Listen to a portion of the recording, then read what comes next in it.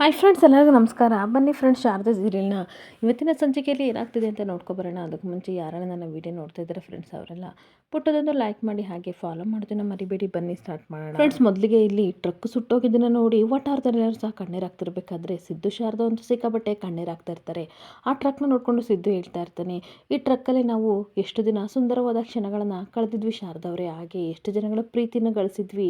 ಅಮ್ಮಮ್ಮ ತಿಂಡಿ ಬಂಡಿ ಅಂತಂದರೆ ಎಲ್ಲರಿಗೂ ಎಷ್ಟು ಇಷ್ಟ ಆಗಿತ್ತು, ಹೇಗೆ ಮರಳಿದನ್ನೆಲ್ಲ ಅಂತ ಕಣ್ಣೀರಾಗ್ತಾ ಇರ್ತಾನೆ. ಹಾಗೆ ಓನರ್ ಸಹ ಹೇಳ್ತಾ ಇರ್ತಾರೆ, ನಿಮ್ಮ ಅಸಹಾಯಕತೆ ನಮ್ಗೆ ಅರ್ಥ ಆಗುತ್ತೆ ಸಿದ್ಧಾರ್ಥ ಅವರೇ, ಆದರೆ ನಾವೇನು ಮಾಡಲಿ, ನಾವೇನು ಮಾಡೋಕ್ಕಾಗ್ತಾ ಇಲ್ಲ.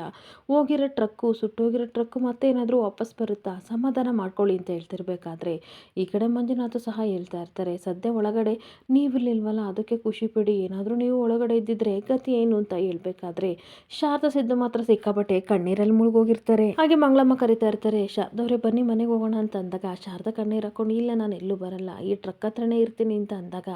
ಒಟ್ಟಾರದ ಅಜ್ಜನೂ ಸಹ ಬಾರಮ್ಮ ಕಂದ, ಆ ರೀತಿ ಎಲ್ಲ ಮಾತಾಡಬೇಡ, ಬಾರಿ ಹೋಗೋಣ ಅಂತ ಅನ್ಬೇಕಾದ್ರೆ ನಾನು ಎಲ್ಲೂ ಬರಲ್ಲ, ನೀವೆಲ್ಲ ಹೋಗಿ, ನಾನು ಟ್ರಕ್ ನೋಡ್ಕೊಂಡು ಇಲ್ಲೇ ಇರ್ತೀನಿ ಅಂತ ಅಂದಾಗ ಮತ್ತೆ ಓನರ್ ಹೇಳ್ತಾ ಇರ್ತಾರೆ, ನೋಡಿ ಶಾರದಮ್ಮ, ಬದುಕು ಅಂತ ಅಂದರೆ ಅಸಹಾಯಕತೆ ಆಗೇ ಆಗ್ತೀವಿ. ನಾವು ಕಣ್ಮುಚ್ಚಿ ಬಿಡೋದ್ರೊಳಗೆ ನಮ್ಮ ಲೈಫ್ ಯಾವ್ಯಾವ ರೀತಿ ಆಗುತ್ತೆ, ನಾವು ಅಂದ್ಕೊಂಡಂಗೆ ಏನು ಸಹ ಆಗಲ್ಲ, ಪ್ಲೀಸ್ ಸಮಾಧಾನ ಮಾಡ್ಕೊಳ್ಳಿ, ಬನ್ನಿ ಎಲ್ಲರೂ ಮನೆಗೆ ಹೋಗೋಣ ಅಂತ ಕರಿತಾ ಇರ್ತಾರೆ. ಹಾಗೆ ಇನ್ನೊಂದು ಕಡೆ ಎಲ್ಲ ಸುಟ್ಟೋಗಿ ಅಮ್ಮಮ್ಮನ ನೇಮ್ ಪ್ಲೇಟ್ ಮಾತ್ರ ಹಾಗೆ ಇರಬೇಕಾದ್ರೆ ಅದನ್ನು ನೋಡಿ ದೀಪು ಓಡೋಗಿ ಅದನ್ನು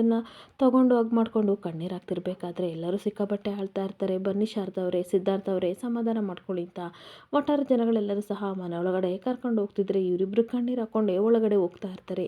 ಇನ್ನೊಂದು ಕಡೆ ಜ್ಯೋತಿಕಾ ತನ್ನ ಪ್ಲಾನ್ ಸಕ್ಸಸ್ ಆಯಿತು ಅಂತ ಖುಷಿಯಿಂದ ಮನೆ ಒಳಗಡೆ ಬರ್ತಾ ಇರಬೇಕಾದ್ರೆ ಮನೆಯವರೆಲ್ಲರೂ ಸಹ ನಿದ್ದೆ ಮಾಡಿದೆ ಹಾಗೆ ಹಾಲಲ್ಲಿ ಕೂತಿರೋದನ್ನು ನೋಡಿ ಅವಳಿಗೆ ಒಂದು ಕ್ಷಣ ಶಾಕ್ ಆಗಿಬಿಡುತ್ತೆ. ಓ ಮೈ ಗಾಡ್, ಎಲ್ಲರೂ ಇಲ್ಲೇ ಇದ್ದಾರಲ್ಲ, ಮಲ್ಗೋದ್ಬಿಟ್ಟು ಏನು ಮಾಡ್ತಿದ್ದಾರೆ, ಛೇ, ಇವಾಗ ನೂರಾರು ಪ್ರಶ್ನೆ ಕೇಳ್ತಾರೆ, ಏನಂತ ಉತ್ತರ ಕೊಡಲಿ ಅಂತ ಯೋಚನೆ ಮಾಡ್ತಿರ್ಬೇಕಾದ್ರೆ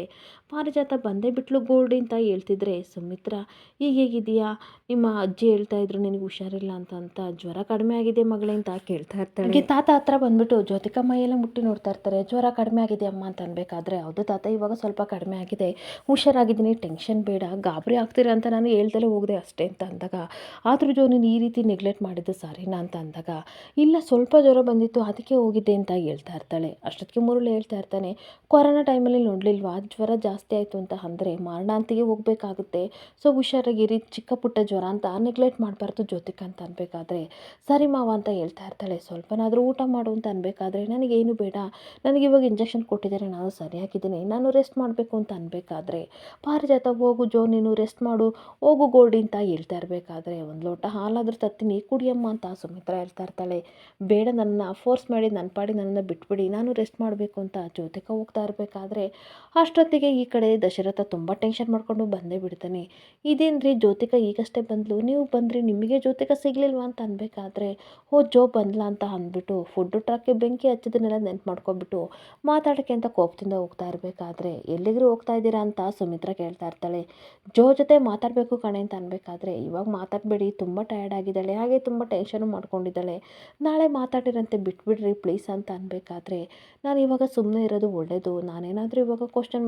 ಕೇಳಕ್ಕೆ ಹೋದರೆ ಖಂಡಿತ ಅವಳು ಉತ್ತರ ನನಗೆ ಕೊಡಲ್ಲ, ಏನು ಗೊತ್ತಿಲ್ಲದ ರೀತಿ ಇರೋಣ ಅಂತ ದಶರಥ ಯೋಚನೆ ಮಾಡ್ತಾ ಇದ್ರೆ, ರೀ ಏನು ಯೋಚನೆ ಮಾಡ್ತಿದ್ದೀರಾ ಅಂತ ಸುಮಿತ್ರಾ ಕೇಳ್ತಾ ಇರ್ತಾಳೆ. ಹಾಗೆ ಮತ್ತೆ ಹೇಳ್ತಾ ಇರ್ತಾಳೆ, ತುಂಬ ಟಯರ್ಡ್ ಆಗಿದ್ದೀರಾ, ಬನ್ನಿರಿ ಮಲ್ಕೊಳ್ಳಿ ಅಂತ ಅಂದಾಗ ತಾತ ಎಲ್ಲರೂ ಹೋಗಿ ಮಲ್ಕೊಳ್ಳಿ, ನಾಳೆ ಮಾತಾಡೋಣ ಅಂತ ಕಳಿಸ್ತಾ ಇರ್ತಾರೆ.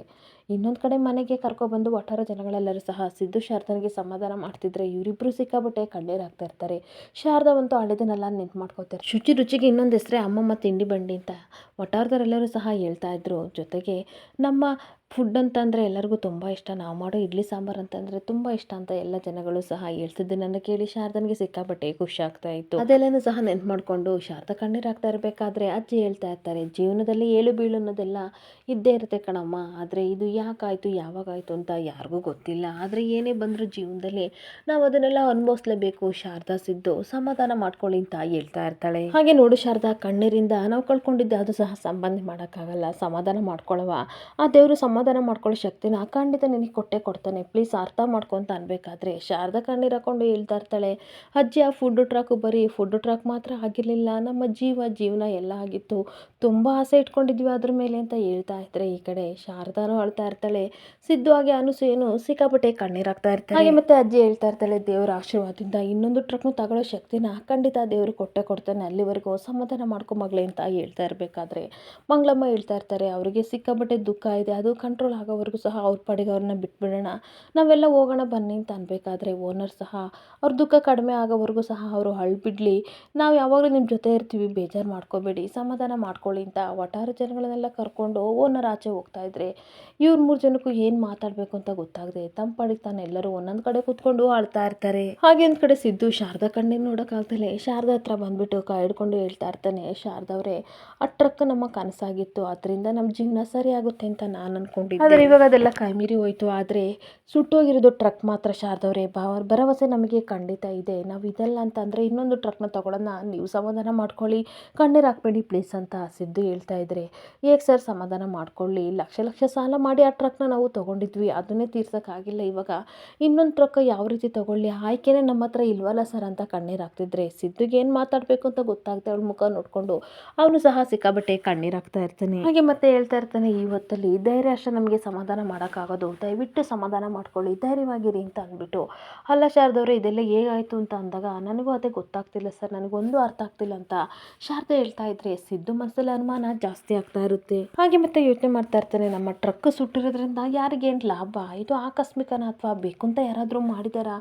ಏನು ಅಂತ ಕಂಡು ಹಿಡಲೇಬೇಕು ಅಂತ ಯೋಚನೆ ಮಾಡ್ತಿರ್ಬೇಕಾದ್ರೆ ಶಾರದಾ ಮತ್ತೆ ಕಣ್ಣೀರು ಹಾಕ್ತಿರೋದನ್ನ ನೋಡಿ ಅವನು ಕೈ ತಡ್ಕೊಳಕ್ಕಾಗದೆ ಅವಳ ಕಣ್ಣೀರನ್ನ ಒರೆಸಿ ಅವಳನ್ನ ಹಗ್ ಮಾಡಿಕೊಂಡು ಸಮಾಧಾನ ಮಾಡ್ತಾ ಇರ್ತಾನೆ. ಹಾಗೆ ಒಂದು ಕಡೆ ಜ್ಯೋತಿಕಾ ಸುಟ್ಟಿರೋ ಗಾಯಗಳಿಗೆಲ್ಲ ಆಯಿಂಟ್ಮೆಂಟ್ ಹಚ್ಕೋತಿರ್ಬೇಕಾದ್ರೆ ರೂಮಿಗೆ ಪಾರಿಜಾತ ಬರ್ತಾಳೆ, ಇದೇನಿದು ಗೋಲ್ಡಿ ಕೈಯೆಲ್ಲ ಸುಟ್ಕೊ ಬಂದಿದೆಯಾ ಅಂತ ಅಂದಾಗ,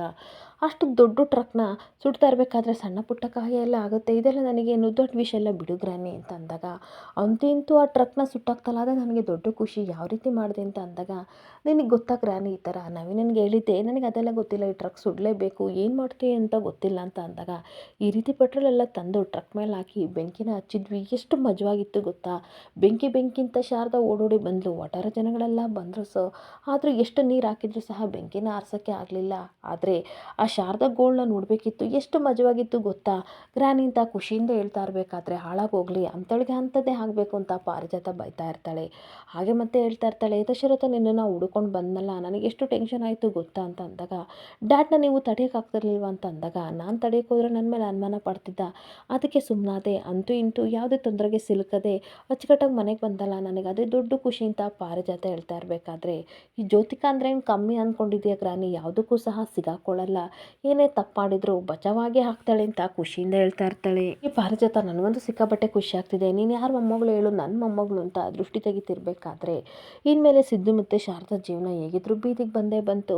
ಹರ್ಸ್ನಾಗಿ ಮೆರೆತಿದ್ದ ಒಂದು ಟೈಮಲ್ಲಿ ಇವಾಗ ನೋಡು ಬೀದಿಲಿ ಬಿದ್ದಿದ್ದಾನೆ ಅಂತ ಸಿದ್ದುನ ನೆನ್ಕೊಂಡು ಜ್ಯೋತಿಕಾ ಸಿಕ್ಕಾಪಟ್ಟೆ ಖುಷಿ ಪಡ್ತಾ ಇರ್ತಾಳೆ. ಹಾಗೆ ಇನ್ನೊಂದು ಕಡೆ ಮನೇಲೆಲ್ಲರೂ ತುಂಬ ಬೇಜಾರಾಗಿ ಕೂತಿರ್ಬೇಕಾದ್ರೆ ದೀಪು ಅಮ್ಮಮ್ಮನ ನೇಮ್ ಪ್ಲೇಟ್ನ ತೊಗೊಂಡು ಕಣ್ಣೀರು ಹಾಕ್ತಿರ್ಬೇಕಾದ್ರೆ ಸಿದ್ದು ಸಮಾಧಾನ ಮಾಡ್ತಾ ಇರ್ತಾನೆ, ಪುಟ್ಟ ಸಮಾಧಾನ ಮಾಡ್ಕೊ, ನೀನು ಗುಡ್ ಗರ್ಲ್ ಅಲ್ವಮ್ಮ ಅಂತ ಅನ್ಬೇಕಾದ್ರೆ, ಅಪ್ಪ ನಿನಗೂ ಅಳು ಬರ್ತಿದೆ ನನಗೆ ತುಂಬ ಚೆನ್ನಾಗಿ ಗೊತ್ತು, ಆದರೂ ಸಹ ನೀನು ನನ್ನನ್ನು ಸಮಾಧಾನ ಮಾಡ್ಕೊ ಅಂತ ಹೇಳ್ತಿದೆಯಲ್ಲಪ್ಪ ಅಂತ ಹೇಳಿ ಮತ್ತಷ್ಟು ಕಣ್ಣೀರು ಹಾಕ್ತಾ ಇರ್ತಾಳೆ. ಹಾಗೆ ದೀಪು ಹೇಳ್ತಾ ಇರ್ತಾಳೆ, ಅಮ್ಮಮ್ಮ ತಿಂಡಿ ಬಂಡಿನ ಸುಟ್ಟಾಕಿದ್ರಲ್ಲ ಅವರು ನಿಜವಾಗ್ಲೂ ಕೆಟ್ಟಾರಪ್ಪ, ಅವ್ರು ಯಾರಪ್ಪ ಅಂತ ಕೇಳ್ತಿರ್ಬೇಕಾದ್ರೆ, ಕೆಲವೊಂದ್ಸಲ ಈ ಥರ ಎಲ್ಲ ಆಗುತ್ತಮ್ಮ, ನೀನು ಆ ರೀತಿ ಎಲ್ಲ ಯೋಚನೆ ಮಾಡಬೇಡ ಪುಟ್ಟ, ಸಮಾಧಾನ ಮಾಡ್ಕೊ ಅಂತ ಹೇಳ್ತಾ ಇರ್ತೀನಿ. ಹಾಗೆ ಪುಟ್ಟ ನಿನ್ನ ಆರೋಗ್ಯ ಇವಾಗಷ್ಟೇ ಸುಧಾರಿಸ್ತಿದೆ, ಪ್ಲೀಸ್ ನೀನು ಸಮಾಧಾನ ಮಾಡ್ಕೊ ಅಂತ ಅಂದಾಗ, ಈ ಬೋರ್ಡ್ನ ನೋಡಿದ್ರೆ ನನಗೆ ಸಿಕ್ಕಾಪಟ್ಟೆ ಅಳು ಬರುತ್ತೆ ಅಪ್ಪ ಅಂತ ಕಣ್ಣೀರು ಹಾಕ್ತಿರ್ಬೇಕಾದ್ರೆ, ನೋಡು ಪುಟಾಣಿ, ಸುಟ್ಟೋಗಿರೋದು ಟ್ರಕ್ ಮಾತ್ರ ನಮ್ಮ ಭರವಸೆ ಅಲ್ಲ, ನಾವು ಧೈರ್ಯವಾಗಿದ್ದರೆ ಈ ದುಃಖ ಅನ್ನೋದು ನಮ್ಮ ಹತ್ರನೇ ಬರೋಕ್ಕೆ ತುಂಬ ಭಯ ಪಡುತ್ತೆ, ಪ್ಲೀಸ್ ಬಂಗಾರ ನೀನು ಅಳಬೇಡ ಅಂತ ದೀಪಕ್ ಸಮಾಧಾನ ಮಾಡ್ತಾ ಇದ್ರೆ ಶಾರದಾ ಅಂತೂ ಬಿಕ್ಕಿ ಅಳ್ತಾ ಇರ್ತಾಳೆ. ಹಾಗೆ ಮತ್ತೆ ದೀಪು ಹೇಳ್ತಾ ಇರ್ತಾಳೆ, ಅಪ್ಪ ಫುಡ್ ಟ್ರ್ಯಾಕ್ ಇನ್ನ ಇಲ್ವಲ್ಲ, ಜೀವನ ಮಾಡೋದು ಹೆಂಗೆ ಅಂತ ಅನ್ಬೇಕಾದ್ರೆ, ಇಷ್ಟು ಪುಟ್ಟ ತಲೆಯಲ್ಲಿ ಯಾಕೆ ಇಷ್ಟೆಲ್ಲ ಯೋಚನೆ ಮಾಡ್ತೀಯ ಬಂಗಾರ, ನಾವು ಫುಡ್ ಟ್ರ್ಯಾಕ್ ಬರೋಕ್ಕೂ ಮುಂಚೆ ಜೀವನ ಮಾಡ್ತಿದ್ವಲ್ವಾ, ಅದೇ ರೀತಿ ಹೇಗೋ ಆಗುತ್ತೆ, ಅಪ್ಪ ನಾನಿದ್ದೀನಿ, ನೀನು ಟೆನ್ಷನ್ ತಗೋಬೇಡ ಪುಟಾಣಿ, ಫುಡ್ ಟ್ರ್ಯಾಕು ಸುಟ್ಟೋಗಿರೋ ಹಿಂದೆ ಹಿಂದೆ ಏನಾದರೂ ಒಳ್ಳೆ ಉದ್ದೇಶ ಇರ್ಬೋದಲ್ವಾ, ಖಂಡಿತ ದೇವರು ನಮ್ಮನ್ನು ಕಾಪಾಡ್ತಾನೆ, ನಾನೇನೋ ಒಂದು ಮಾಡ್ತೀನಿ, ಮುಂದೆ ನಮಗೂ ಒಂದಿನಲ್ಲ ಒಂದಿನ ಒಳ್ಳೇದಾಗುತ್ತೆ, ನೀನು ಯೋಚನೆ ಮಾಡಬೇಡ, ಇವಾಗ ಮಲ್ಕೊ ಅಂತ ಅವಳಿಗೆ ಸಮಾಧಾನ ಮಾಡಿ ಮಲಗಿಸ್ತಾ ಇರ್ತಾನೆ. ಹಾಗೆ ತನ್ನ ಮನಸ್ಸಲ್ಲಿ ಸುದ್ದಿ ಹೇಳ್ಕೊತಾ ಇರ್ತಾನೆ. ದೀಪುಗಿನ್ನ ಸಮಾಧಾನ ಮಾಡಿ ಮಲಗಿಸ್ತೆ, ಆದರೆ ಶಾರದವ್ರಿಗೆ ಯಾವ ರೀತಿ ಸಮಾಧಾನ ಮಾಡಲಿ, ಏನು ಮಾಡಲಿ ದೇವ್ರೆ ಅಂತ ಯೋಚನೆ ಮಾಡ್ತಾ ಇರ್ತಾನೆ. ಹಾಗೆ ಇನ್ನೊಂದು ಕಡೆ ಬೆಳಗಾದ ತಕ್ಷಣ ಈ ಕಡೆ ಅನಸೂಯ ಏನು ತಿಂದಿಲ್ಲ ಅಂತ ಅಂದ್ಬಿಟ್ಟು ಅನ್ನ ಸಾಂಬಾರನ್ನ ತೊಗೊಬಂದ್ಬಿಟ್ಟು ಶಾರದಾ ಸ್ವಲ್ಪನಾದರೂ ತಿನ್ನು ಅಂತ ಅಂದಾಗ ನನಗೆ ಬೇಡಮ್ಮ ಅಂತ ಕಣ್ಣೀರು ಹಾಕ್ತಿರ್ಬೇಕಾದ್ರೆ, ನಿನ್ನೆಯಿಂದ ಒಂದೇ ಸಮನೆ ಅಳ್ತಾ ಇದೆಯಾ ಕಣೆ, ನೀನು ಅಳ್ತಾ ಕೂತ್ಕೊಂಡ್ರೆ ಸುಟ್ಟೋಗಿರೋ ಟ್ರಕ್ಕು ವಾಪಸ್ ಬರುತ್ತೇನೆ, ದಯವಿಟ್ಟು ನಮ್ಮ ಜೀವನ ಮಾಡಬೇಕು ಅಂತ ಅಂದರೆ ದೇಹಕ್ಕೆ ಚೈತನ್ಯ ಬೇಕಲ್ವಾ, ಸ್ವಲ್ಪನಾದರೂ ಊಟ ಮಾಡು, ಮುಂದೆ ಏನು ಮಾಡಬೇಕು ಅನ್ನೋದನ್ನ ಯೋಚನೆ ಮಾಡಿ ಅದನ್ನು ಬಿಟ್ಟು ಕಣ್ಣೀರು ಹಾಕೊಂಡು ಕೂತ್ಕೊಂಡ್ರೆ ಏನು ಪ್ರಯತ್ನ ಹೇಳು ಅಂತ ಹೇಳ್ತಾ ಇರ್ತಾಳೆ. ಅಷ್ಟೊತ್ತಿಗೆ ದೀಪು ಬರ್ತಾಳೆ. ಅಪ್ಪ ನಾವು ಇನ್ಮೇಲೆ ಫುಡ್ ಟ್ರಕ್ನ ಇಡೋಕ್ಕಾಗಲ್ವಾ, ಇಡ್ಲಿನೂ ಮಾರೋಕ್ಕಾಗಲ್ವಾ, ನನ್ನ ಫ್ರೆಂಡ್ಸಿಗೆಲ್ಲ ಹೇಳಿದ್ದೆ ಸಂಡೇ ಹೊತ್ತು ನಮ್ಮ ಫುಡ್ ಟ್ರಕ್ ಹತ್ರ ಬನ್ನಿ, ನಮ್ಮಮ್ಮ ಮಾಡೋ ಇಡ್ಲಿ ತುಂಬ ಚೆನ್ನಾಗಿರುತ್ತೆ ಅಂತ ಹೇಳ್ತಿದ್ದೆ, ಇವಾಗ ಅವ್ರಿಗೆಲ್ಲ ಏನು ಹೇಳಲಿ ಅಂತ ಕಣ್ಣೀರು ಹಾಕ್ತಿರ್ಬೇಕಾದ್ರೆ ಶಾರದನೂ ಕಣ್ಣೀರು ಹಾಕೊಂಡು ಹೇಳ್ತಾ ಇರ್ತಾಳೆ, ಮೇಲಿನ ಮೇಲೂ ದೇವರು ನಮಗೇನಕ್ಕೆ ಕಷ್ಟ ಕೊಡ್ತಾ ಇದ್ದಾನೆ, ನಾವೇನು ಅನ್ಯಾಯ ಮಾಡಿದ್ದು ಅಂತ ಕಣ್ಣೀರು ಹಾಕ್ತಾ ಇರ್ತಾಳೆ. ಮತ್ತೆ ಹೇಳ್ತಾ ಇರ್ತಾಳೆ, ಏನೇ ಸಮಸ್ಯೆಗಳು ಬಂದರೂ ಎದುರಿಸೋ ಶಕ್ತಿ ಕೊಡು ಭಗವಂತ ಅಂತ ಕೇಳ್ಕೊತಿದ್ದೆ, ಆದರೆ ಜೀವನದುದ್ದಕ್ಕೂ ಬರೀ ನನಗೆ ಸಮಸ್ಯೆನೇ ಕೊಟ್ಟ, ನಮ್ಮ ಜೀವನ ಒಂದು ಹಂತಕ್ಕೆ ಬಂತು, ನಮ್ಮ ಬದುಕನ್ನ ನಾವು ಕಟ್ಕೊಂಡ್ವಿ ಅಂತ ಅನ್ಕೊಳ್ಳೋ ಅಷ್ಟರಲ್ಲಿ ಇಷ್ಟೆಲ್ಲ ಆಯಿತು ಅಂತ ಹೇಳ್ಕೊಂಡು ಗೋಳು ಅಂತ ಕಣ್ಣೀರು ಹಾಕ್ತಾ ಇರ್ತಾಳೆ. ಆಗ ಸಿದ್ದು ತನ್ನ ಮನಸ್ಸಲ್ಲಿ ಯೋಚನೆ ಮಾಡ್ತಾ ಇರ್ತಾನೆ, ನಮ್ಮ ಫುಡ್ ಟ್ರಕ್ನ ಯಾರು ಬೇಕು ಅಂತಲೇ ಸುಡೋಕ್ಕೆ ಪ್ಲಾನ್ ಮಾಡಿದ್ದಾರೆ ಅಂತ ಅನಿಸುತ್ತೆ, ಅದೇನಾದರೂ ನಿಜ ಆಗಿದ್ರೆ ಖಂಡಿತ ನಾನು ಅವ್ರನ್ನ ಸುಮ್ಮನೆ ಬಿಡಲ್ಲ, ಪೊಲೀಸ್ ಸ್ಟೇಷನಿಗೆ ಹೋಗಿ ನಾನು ಕಂಪ್ಲೇಂಟ್ ಕೊಡ್ತೀನಿ, ಅವ್ರನ್ನ ಹಿಡಿತೀನಿ ಅಂತ ಯೋಚನೆ ಮಾಡಿಬಿಟ್ಟು, ನೋಡಿ ಶಾರದವ್ರೆ ನಮ್ಮ ಕೈ ಮೀರಿ ಪರಿಸ್ಥಿತಿ ಈ ಥರ ಆಗಿದೆ, ಇದನ್ನು ಎದುರಿಸೋ ಶಕ್ತಿ ಬಿಟ್ಟರೆ ನಮಗೆ ಬೇರೆ ಯಾವುದು ದಾರಿ ಇಲ್ಲ, ಸಮಾಧಾನ ಮಾಡ್ಕೊಳ್ಳಿ ಅಂತ ಹೇಳ್ತಾ ಇರ್ತಾನೆ. ಹಾಗೆ ಮತ್ತೆ ಹೇಳ್ತಾ ಇರ್ತಾನೆ, ನೋಡಿ ಶಾರದವ್ರೆ ನಮ್ಮ ಫುಡ್ ಟ್ರಕ್ನ ಯಾರೋ ಬೇಕು ಅಂತ ಟಾರ್ಗೆಟ್ ಮಾಡಿ ಸುಟ್ಟಾಕಿದ್ದಾರೆ, ಖಂಡಿತ ಇದು ಪ್ಲ್ಯಾನ್ ಮಾಡಿ ಪಕ್ಕಾ ಪ್ಲ್ಯಾನ್ ಮಾಡಿದ್ದಾರೆ ಅಂತ ಅಂದಾಗ, ಏನು ಸರ್ ಈ ರೀತಿ ಹೇಳ್ತಿದ್ದೀರಾ, ನಿಜವಾಗ್ಲೂ ಯಾರಾದರೂ ಬೇಕು ಅಂತ ಸುಟ್ಟಾಕಿದ್ದಾರಾ, ಅಂತ ದ್ವೇಷ ಮಾಡೋರು ಯಾರು ಅಂತ ಅನ್ಬೇಕಾದ್ರೆ ನನಗೂ ಖಂಡಿತ ಗೊತ್ತಿಲ್ಲ, ನಾನು ಪೊಲೀಸಿಗೆ ಆಲ್ರೆಡಿ ಇನ್ಫಾರ್ಮ್ ಮಾಡಿದ್ದೀನಿ, ಖಂಡಿತ ಇವಾಗ ಅವ್ರು ಬಂದರೂ ಬರ್ಬೋದು, ನೋಡೋಣ ಶಾರದವ್ರೆ ಅಂತ ಅನ್ನೋ ಅಷ್ಟರಲ್ಲಿ ಡೋರ್ನ ಡಬ ಅಂತ ಯಾರೋ ಬಡಿತಾ ಇರ್ತಾರೆ. ಅದನ್ನು ನೋಡಿ ಶಾಕಾಗಿ ಶಾರದಾ ಹಾಗೆ ನಿಂತ್ಕೊಬಿಡ್ತಾಳೆ. ಇಲ್ಲಿಗೆ ಸಂಚಿಕೆ ಎಂಡ್ ಆಗ್ತಿದೆ. Thank you for the watching friends.